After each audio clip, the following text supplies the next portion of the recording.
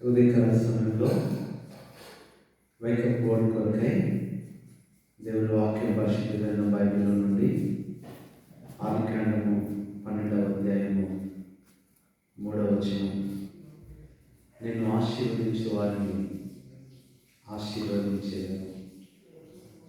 బైబిల్లో ఆశీర్వాదం అనేది ప్రారంభమైనదే అబ్రహాముతో. అందుకని బైబిల్ పండితులు అంటారు, ఆ అంటే అబ్రహాము, ఆ అంటే ఆశీర్వాదం. ఆ రెండు అక్షరాలు అబ్రహాము, ఆశీర్వాదం. అబ్రహాము పొందిన ఆశీర్వాదం ఎంత గొప్పదంటే, తను ఆశీర్వదించబడమే కాదు, తనను ఎవరు ఆశీర్వదించినా వారు ఆశీర్వదింపబడతారు. అంటే ఒక వ్యక్తికి ఆశీర్వాదం రావాలి అంటే అబ్రహాముతో నువ్వు ఆశీర్వదింపబడదు కాక అంటే చాలు, ఆశీర్వాదం చేస్తుంది. నిజంగా ఒక మటుకు చెప్పాలంటే ఒక బ్లెస్సింగ్ మిషన్ లాగా అబ్రహాం కనపడుతున్నాడు. ఆశీర్వాదాలు ఇచ్చే ఒక యంత్రంలాగా, ఆశీర్వాదాలు ఇచ్చే ఒక సాధనంలాగా అబ్రహాం కనబడుతున్నాడు. ఒక వ్యక్తి జీవితంలో ఆశీర్వాదం పొందడమే గొప్ప భాగ్యమైతే, తన ద్వారా అనేకులకు ఆశీర్వాదం ఇవ్వడం ఇంకెంత గొప్ప భాగ్యం. ఈ గొప్ప ధన్యత అబ్రహాము ఎలా పొందుతూ వచ్చాడు? అబ్రహాము ఈ ఆశీర్వాదాన్ని పొందడానికి 7 కారణాలు ఉన్నాయి. ఆశీర్వాదానికి 7 మెట్లు అబ్రహాము జీవితం నుంచి మనం చూస్తున్నాం. మొట్టమొదటిగా చూస్తే అబ్రహాము జీవితంలో అదే మనం చూస్తాం. 12వ అధ్యాయం మొదటి నుంచి చూస్తే, యెహోవా నీవు లేచి నీ దేశం నుండి నీ బంధువుల ఇంటి నుండి అంటున్నాడు. మొట్టమొదట అబ్రహాము యొక్క మొదటి లక్షణము విన్నాడు. వినిన అబ్రహాము దేవుని మాట వింటూ వచ్చాడు. దేవుని వాక్యము రోమా 10:17లో వినుట ద్వారా విశ్వాసం కలుగును, వినుట క్రీస్తుని గురించిన మాట వలన కలుగును అంటాడు. అంతేకాదు 81వ కీర్తన 2వ వచనంలో, అయ్యో ఇశ్రాయేలు నేడు నా మాట విని ఎడల ఎంత మేలు. నిజమే, మొట్టమొదట విన్నాడు. నువ్వు దేవుని మాట వినాలి. గత సంవత్సరం అంతా కూడా మనుషుల మాటలు విన్నావు, భక్తిహీనుల మాటలు విన్నావు, మాటలు ఎన్నో నువ్వు వింటూ వచ్చావు. ఈ దినమైనా సరే దేవుని మాట విను. ఆయన ఏం చెప్తున్నాడు, ఎందుకు చెప్తున్నాడు ఒకసారి ఆలోచించు. హృదయపూర్వకంగా విను. ఇంకా చెప్పాలంటే దేవుని మాట ఎప్పుడు వినని అబ్రహాము మొదటిసారిగా వింటున్నాడు. విగ్రహాల్లో నుంచి విజయంలోనికి అబ్రహాము రావడానికి కారణం విన్నాడు. రెండవది మనం చూస్తే వినిన అబ్రహాము, రెండవది విశ్వసించాడు. దేవుడు ఏదైతే చెప్పాడో యెహోవా ఆ మాట మరి చెప్పగానే నమ్మాడు. అందుకని అతడు ఆ మాటను నమ్మెను అని రాయబడతా వచ్చింది. అందుకని రెండవది విశ్వసించు. దేవుని వాగ్దానం తీసుకున్నావు, విశ్వసించు. నువ్వు దేవుని వాగ్దానాన్ని విశ్వసించకపోతే మరి నీ జీవితంలో ఏది నువ్వు విశ్వసించలేవు. ఆయన తప్పనిసరిగా చేస్తాడు. విశ్వసించిన వాడు, విశ్వాసం ఉంచువాడు కలవరం పడడని దేవుని వాక్యం సెలవిస్తుంది. ఇది రెండవదిగా మనకు కనబడుతుంది. మూడవది మనం చూస్తే అబ్రహాము జీవితంలో విధేయత. ఎప్పుడైతే ప్రభువు చెప్పాడో వెంటనే లోబడుతూ వచ్చాడు. ఆశీర్వాదానికి 3వ మెట్టు విధేయతగా కనపడుతుంది. నువ్వు విధేయత చూపినప్పుడు దేవుడు నీ జీవితంలో ఏదైనా చేయగలడు. ఈ విధేయత అనేది ఎంతో ప్రాముఖ్యమైనదిగా మనకు కనబడుతుంది. 4వది మనం చూసినట్లయితే అబ్రహాము విడిచిపెట్టిన అబ్రహాముగా కనబడుతున్నాడు. మొట్టమొదట వినిన అబ్రహాము, రెండవది విశ్వసించిన అబ్రహాము, మూడవది విధేయత చూపిన అబ్రహాము, 4వది విడిచిపెట్టిన అబ్రహాము. విడిచిపెట్టడం అంటే అది మామూలు కాదు. ఎంత గొప్ప విషయం అంటే, మరి తండ్రిని విడిచిపెట్టాలి, కుటుంబాన్ని విడిచిపెట్టాలి, ఊరును విడిచిపెట్టాలి, బంధువులను విడిచిపెట్టాలి, దేశాన్ని కూడా విడిచిపెట్టాలి. ఈరోజున దేవుడు ఏదన్నా విడిచిపెట్టమంటే చిన్న విషయాన్ని విడిచిపెట్టడానికే మానవుడు ఎంతో ఆలోచిస్తున్నాడు.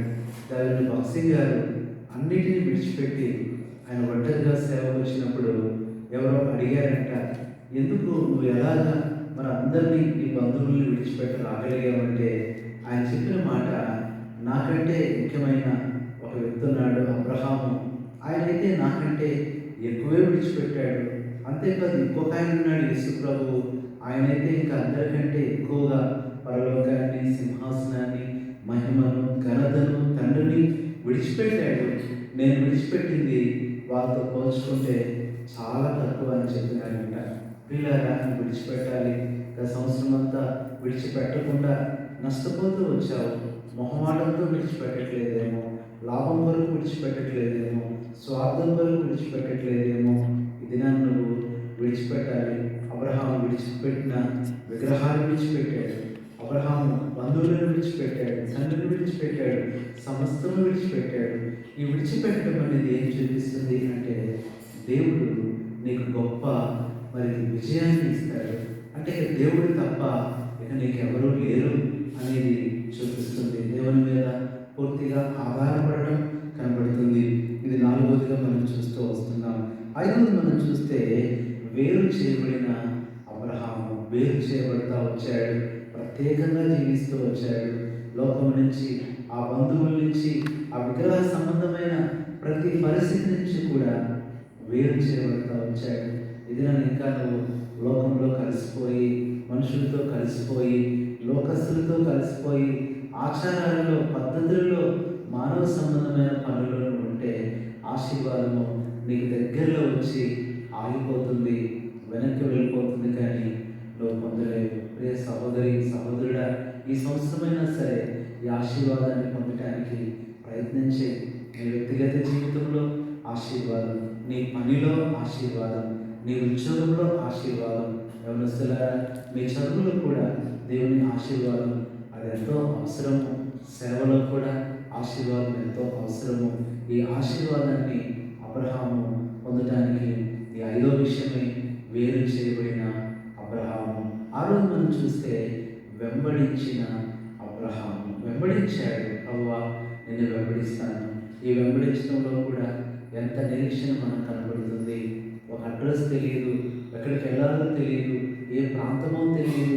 బైబిల్లో రాయబడిన మాట, అతడు ఎరుగకయే బయలుదేరాడు. తను ఎక్కడికి వెళ్తున్నాడో అది ఎరగకయే బయలుదేరుతూ వచ్చాడు. నిజంగానే ఎంత నిరీక్షణతో నా దేవుడు ఉన్నాడు, నా దేవుడు నన్ను నడిపిస్తాడు, ఆయన చూసుకుంటాడు, ఆయనే సిద్ధపరుస్తాడు అని సమస్తము కూడా ఎంతగా వెంబడిస్తూ వచ్చాడో మనం చూస్తూ వస్తున్నాము.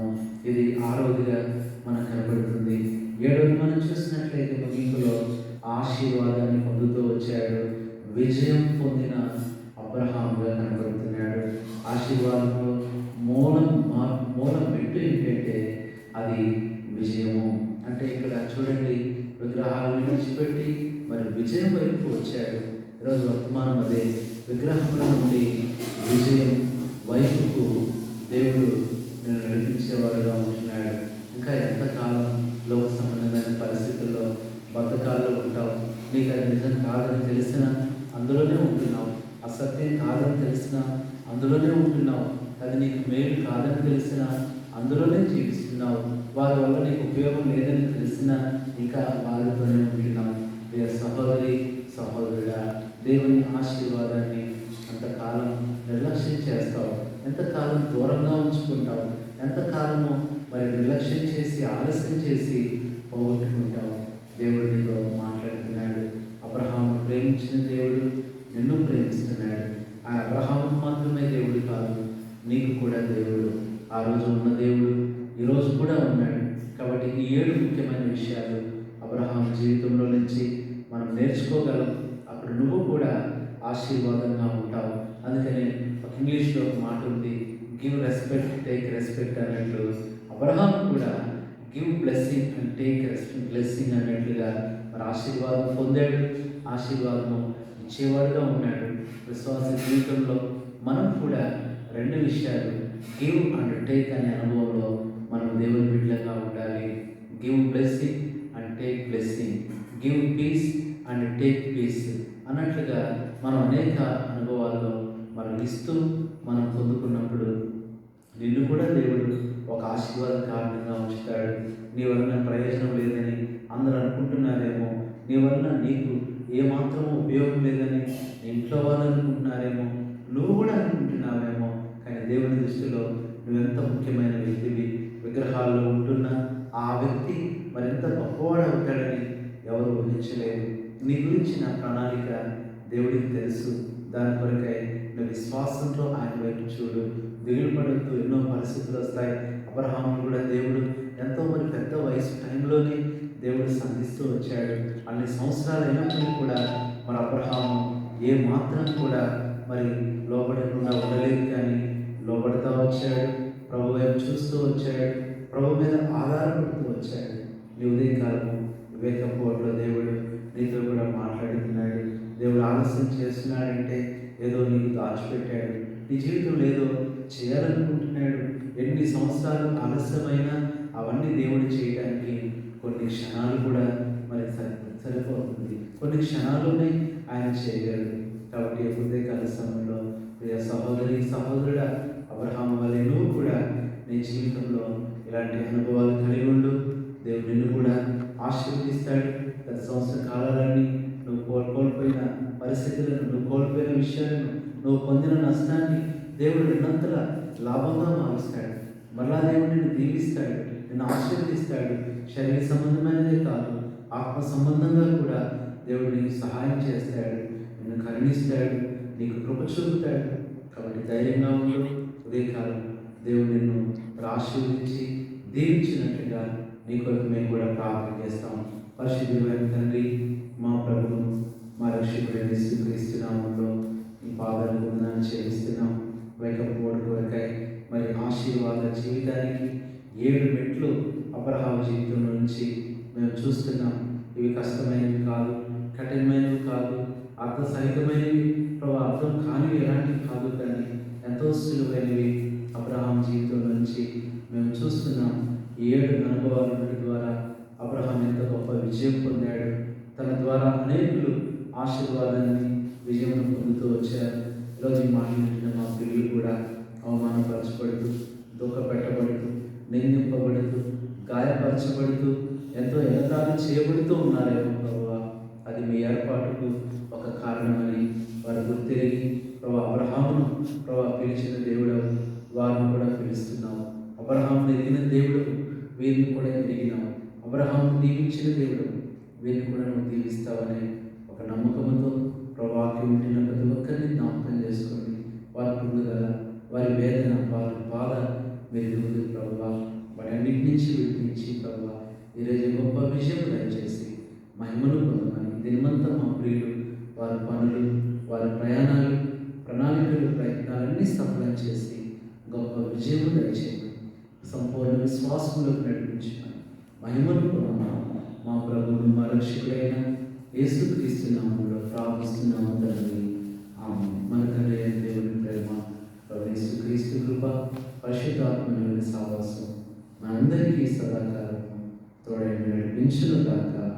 ఆమేన్. ప్రభు యేసుక్రీస్తు నామములో వాక్యం ఉంటున్న అందరికీ వందనాలు. Praise lord.